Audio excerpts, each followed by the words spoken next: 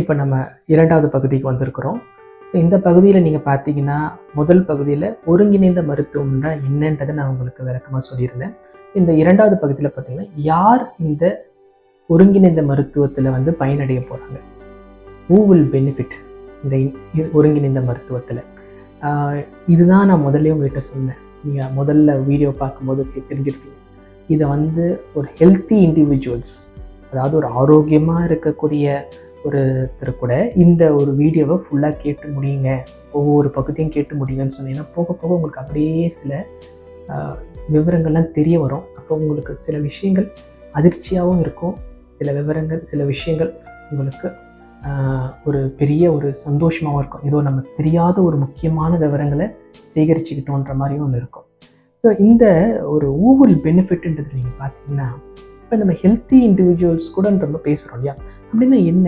நீங்கள் வந்து இப்போது நிறைய பேருக்கு இந்த டேர்ம்ஸோட வித்தியாசமே தெரியாதுங்க, சரிங்களா? நமக்கு வந்து நம்ம உடல் ஆரோக்கியம்ன்றது பார்க்குறோம். இந்த ஆரோக்கியம்ன்ற வார்த்தை எவ்வளோ பிரபலமாக இருக்குது, எவ்வளோ பாப்புலர். ஹெல்த்துன்றது எவ்வளோ popular word. Health care, health facility, ஆரோக்கியம், ஆரோக்கியம், உடல் ஆரோக்கியம், மன ஆரோக்கியம், இந்த மாதிரி ஆரோக்கியம்ன்ற வார்த்தை வந்து பல இடங்கள்ல நீங்கள் கேட்டிருக்கீங்க. ஆனால் அந்த ஹெல்த்துக்கு வந்து இன்னொரு சினானிமஸ் இருக்குது. அந்த சினானிமஸ்னும் சொல்லுவாங்க, அதுக்கு சமமான ஒரு வார்த்தையும் சொல்லுவாங்க. ஆனால் அந்த ரெண்டுமே வந்து அர்த்தங்களில் வேறுன்றதை நீங்கள் புரிஞ்சுக்கணும். Health and wellness. இப்போ நீங்கள் பாருங்கள், இந்த ஆரோக்கியத்துக்கு வெல்னஸ்க்கு என்ன அர்த்தம்னு கேட்டிங்கன்னா நல்வாழ்வு, சரிங்களா? ஸோ இந்த ஆரோக்கியம் நல்வாழ்வுன்றது வந்து ரொம்ப ரொம்ப முக்கியங்க. இப்போ நீங்கள் புரிஞ்சுக்கலாம், who will benefit with integrative மெடிசன்ன்றது. இன்னைக்கு எனக்கு எந்த ஒரு வைத்தியமும் தேவைப்படலை, நான் ஆரோக்கியமாக இருக்கிறேன். நான் வந்து என்னுடைய ஒரு தொழிலில் என்னுடைய காரியங்கள், சில பேர் படிக்கிறாங்க, சில பேர் வேலைக்கு போகிறாங்க, சில பேர் வந்து சுய தொழில் பண்ணுறாங்க. ஒவ்வொருத்தரும் ஒரு காரியத்தில் இருக்காங்க. அவங்களால அந்த காரியத்தில் ஈடுபட முடியுது. அவங்க எந்த ஒரு மருந்தும் எடுக்கிற ஒரு சூழ்நிலை இல்லை. இப்போது இதுலேருந்து நம்ம 2 கேட்டகரி கொண்டுட்டு போவோம், சரிங்களா? இப்போ நம்ம வந்து யாரும் ட்ரக்ஸ் எடுக்கிறத பற்றியோ, ட்ரீட்மெண்ட் எடுக்கிறத பற்றியோ, மெடிசன்ஸ் எடுக்கிறவங்கலாம் ஆல்ரெடி இதில் தேவை. ஏதாவது மெடிசன்னாலே தேவை தானுங்க. இன்டெகிரேட்டிவ் மெடிசன்ன்றது ஒரு அலோபதியும் சேரலாம், ஒரு ஆயுர்வேதமும் சேரலாம். அப்போ அவங்க யார் போகிறா? ஒரு நோயாளிகள் போகிறாங்க.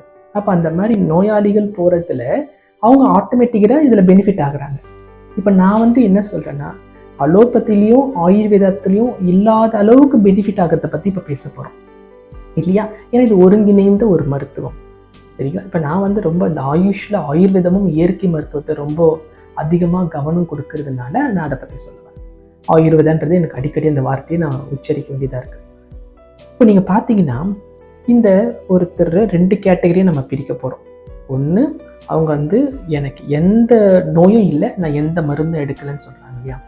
அவங்களே நீங்கள் பார்த்தீங்கன்னா பெரும்பாலுமானவங்களுக்கு சில பிரச்சனைகள் இருக்கு. எப்படி? ஒன்று ரொம்ப காமன் பார்த்தீங்கன்னா ஸ்ட்ரெஸ். இன்னைக்கு இந்த ஸ்ட்ரெஸ்லேருந்து இல்லாதவங்க ஒருத்தர் சொல்ல முடியுமாங்க? மன உளைச்சல்ன்றது ரொம்ப அதிகமாக இருக்குது. ஒரு சின்ன குழந்தையிலேருந்து வயதான முதியோர்கள் வரைக்கும் கூட மன உளைச்சல் இருக்க தான் செய்யுது. அவங்களுடைய சூழ்நிலைக்கு ஏற்றவாறு. இப்போ என்னுடைய வந்து நான் ஒரு நடுத்தர குடும்பமாக, அவங்களுக்கும் ஒரு விதமான கடன் சுமை இருக்க தான் செய்யுது. ஒரு நல்ல ஒரு பொருளாதாரத்தில் நல்ல வலுவான ஒரு சூழ்நிலையில் இருக்கிறாங்க இல்லையா, அவங்களுக்கு கூட ஒரு பொருள் அவங்களுடைய சூழ்நிலைக்கு ஏற்றவாறு அவங்களுடைய கடனை வாங்குறாங்க, தொழிலில் விரிவாக்கம் செய்கிறாங்க, வாழ்க்கையில் சில உயரத்துக்கு போகணும்னு சொல்லி சில நிறைய ஒரு ரிஸ்க் எடுத்து வாழ்க்கையில் மேலே வராங்க இல்லையா? அப்போது நம்மளை பொறுத்த மட்டும் இந்த ஸ்ட்ரெஸ்ன்றதும் இல்லாதவங்களே கிடையாது. இப்போ நான் ஏன் இதை அழுத்தமாக பேசுகிறேன்? ஸ்ட்ரெஸ்ஸு நல்லா யோசிச்சு பாருங்கள். இந்த இன்டெகிரேட்டிவ் மெடிசன்லேயே நம்ம ரொம்ப தெரிஞ்சிக்க வேண்டிய விஷயம் என்னன்னு கேட்டிங்கன்னாங்க, நிறைய பேர் வந்து ஒரு ஃபிசிக்கல் ஹெல்த் தான் ட்ரீட் பண்ணுறாங்க. எனக்கு சர்க்கரை நோய் இருக்குது, ட்ரீட் பண்ணுறாங்க. ரத்த கொதிப்பு இருக்குது, ட்ரீட் பண்ணுறாங்க. எனக்கு ஒரு விதமான ஒரு ஹார்ட் பேஷண்ட்டாக இருக்கிற, ஸ்ட்ரோக் இருக்குது, ஸ்கின் ப்ராப்ளம் இருக்குது, ட்ரீட் பண்ணுறீங்க. ஆனால் யாருன்னா மென்டல் ஹெல்த்தை ட்ரீட் பண்ணியிருக்காங்களா? ஃபிசிக்கல் ஹெல்த்தை ட்ரீட் பண்ணுறவங்க. இதில் நீங்கள் ரொம்ப முக்கியமே நீங்கள் பார்த்துக்கிட்டிங்கன்னா, இந்த வீடியோ எல்லாருமே நல்லா கூர்ந்து கவனிங்க. Mental health is the predisposing factor for the physical health. இன்னைக்கு மென்டல் ஹெல்த் அஃபெக்ட் ஆனால் ஆட்டோமேட்டிக்காக ஃபிசிக்கல் ஹெல்த் அஃபெக்ட் ஆகும். இப்படியும் புரிஞ்சுக்குங்க, ஒரு ஃபிசிக்கல் ஹெல்த் அஃபெக்ட் ஆனவங்களுக்கு மென்டல் ஹெல்த் நல்லா இருக்காது. ஆமா ரைட்? இன்னைக்கு ஃபர்ஸ்ட் நமக்கு அஃபெக்ட் ஆக போகிறது மென்டல் ஹெல்த் தான். ஏன்னா உடலோட வேகமாக பாதிப்படைய போகிறது நம்மளுடைய மனசு தான். இப்போ எப்படி நான் சொல்றேன்னு கேட்டுக்கங்க. ஒருத்தருக்கு திடீர்னு ஒருத்தருக்கு ஒரு மாதிரி ஒரு உடம்பு ஒரு மாதிரி டயர்டாக இருக்கு, சோர்வாக இருக்கு. சரி, நான் ஒரு ஹெல்த் செக்அப் பண்ணுறேன்றாங்க. போய் பண்ணி பார்க்குறாங்க, அவங்களுக்கு ஒரு டயபெட்டிஸ் இருக்குன்னு கண்டுபிடிக்கிறாங்க. இதுதான் ஃபர்ஸ்ட் டைம். அப்போ எது ஃபர்ஸ்ட் அஃபெக்ட் ஆகுதுங்க? மென்டல் ஹெல்த் தான் அஃபெக்ட் ஆகும். ஃபிசிக்கல் ஹெல்த் அஃபெக்ட் ஆகுமா? அவருக்கு இருந்தது ஒரு டயர்ட்னஸ். இன்னைக்கு இருக்கிறவங்க நிறைய பேர் ஒரு விட்டமின்ஸ் சாப்பிடுவாங்க, பி காம்ப்ளெக்ஸ் போட்டுப்பாங்க, சில வித மாதிரி ஒரு ஹெல்த் மிக்ஸ் எடுப்பாங்க, என்ன வேணாலும் பண்ணுவாங்க. ஒரு மெடிசன் போட்டால் உடனே அந்த டயர்ட்னஸ் குறையும். ஆனால் அவங்களுக்கு ஃபர்ஸ்ட் அஃபெக்ட் ஆனது எது? அந்த மென்டல் ஹெல்த். இந்த மென்டல் ஹெல்த்தை தாங்க இன்னைக்கு யாருமே கவனிக்கிறது இல்லை. எல்லாருமே ஃபிசிக்கல் ஹெல்த்தை தான் பார்க்குறாங்க. ஸோ அதனால ஸ்ட்ரெஸ் தாங்க இன்னைக்கு எல்லா நோய்க்குமே காரணம். எல்லா நோயுமே எடுத்துக்கங்க. இன்னைக்கு இருக்கக்கூடிய டிசீஸை மாடர்ன் டிசீஸ்ன்னு சொல்கிறோம், லைஃப் ஸ்டைல் டிசீஸ்ன்னு சொல்கிறோம். அதாவது இன்னைக்கு இருக்கக்கூடிய எல்லா நோய்களுமே இந்த கேட்டகரியில் வரும். Diabetes, hyper tension, cholesterol, obesity, heart, brain, skin, phone and joint, cancer, infertility, இந்த மாதிரி ஒரு ப்ராடாக இருக்கிற ஒரு 10 கேட்டகரியுமே பார்த்தீங்கன்னா modern R life style disease. நவீன மருத்துவம், வாழ்க்கை நடைமுறை மாற்றத்தினால ஏற்பட்ட நோய்கள் இல்லையா? இந்த ஒரு நோய்கள் எல்லாத்துக்குமே மென்டல் ஹெல்த் அஃபெக்ட் ஆகும். புரியுதுங்களா? அந்த மென்டல் ஹெல்த்தில் இருக்க ப்ராப்ளம் வரக்கூடிய இந்த ஒரு ஒருங்கிணைந்த மருத்துவத்தில் பயனடைவாங்க. ஸோ அதனால் உங்களுக்கு ஃபிசிக்கல் ஹெல்த் ப்ராப்ளம் வரணுன்னே கிடையாது.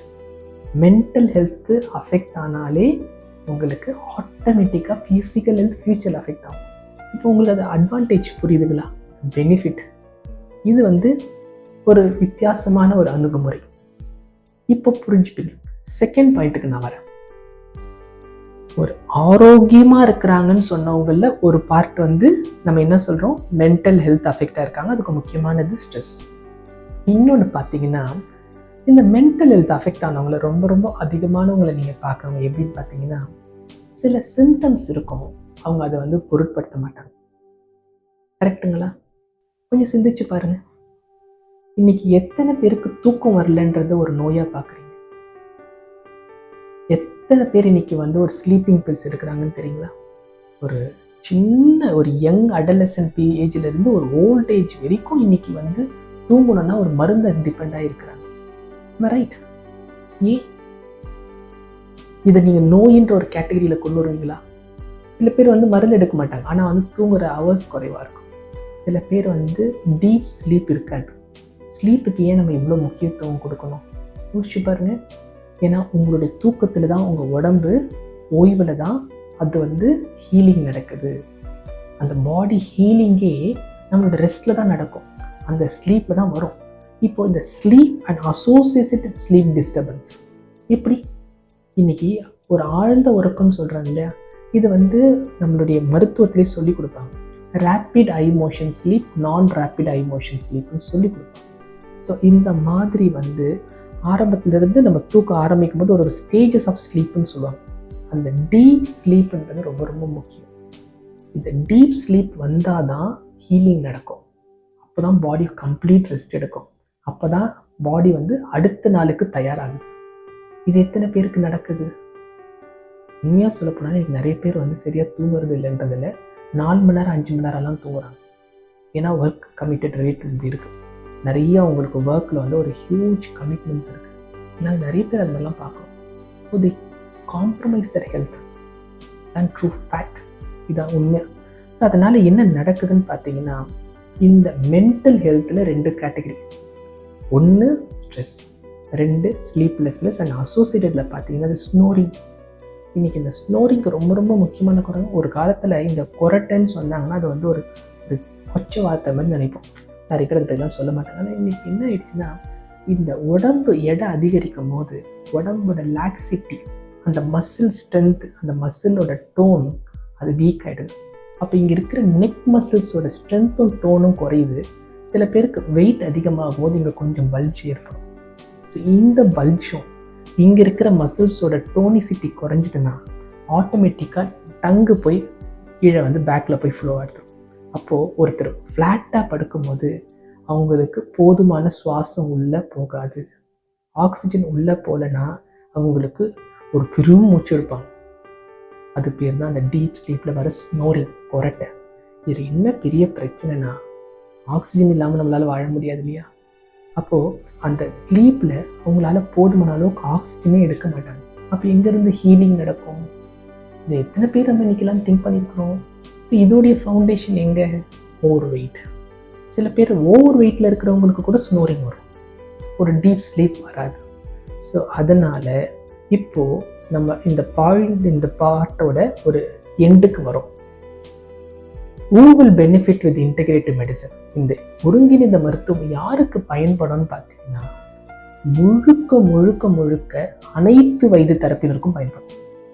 சிறு குழந்தைங்கள்லேருந்து வயதானவங்க வரைக்கும் நோய் இருந்தாலும் சரி, நோய் இல்லைனாலும் சரி, அவங்களுக்கு இது பயன்படும். இதுதான் இந்த பார்ட்டோட ஒரு கன்க்ளூஷன். இப்போது நெக்ஸ்ட் பார்ட்டில் உங்களை நான் சந்திக்கிறேன். நன்றி, வணக்கம். குழந்தையின்மை, சர்க்கரை நோய், இரத்த அழுத்தம், உடல் பருமன், தோல்மூட்டு வியாதி, புற்றுநோய், இப்படி எந்த நோயா இருந்தாலும் சர்வதேச ஆராய்ச்சியில் அங்கீகரிக்கப்பட்ட ஃபங்க்ஷனல் மெடிசின் வழியில் எளிமையா சிகிச்சை வழங்கி குணப்படுத்தவும் முடியும், நோய் வராம தடுக்கவும் முடியும். ஆரோக்கியம் நல்வாழ்வுக்கு ALM ஆயுஷுக்கு வாருங்கள். நோயற்ற வாழ்வே குறைவற்ற செல்வம். அதுக்கு ALM ஆயுஷ் வாருங்கள்.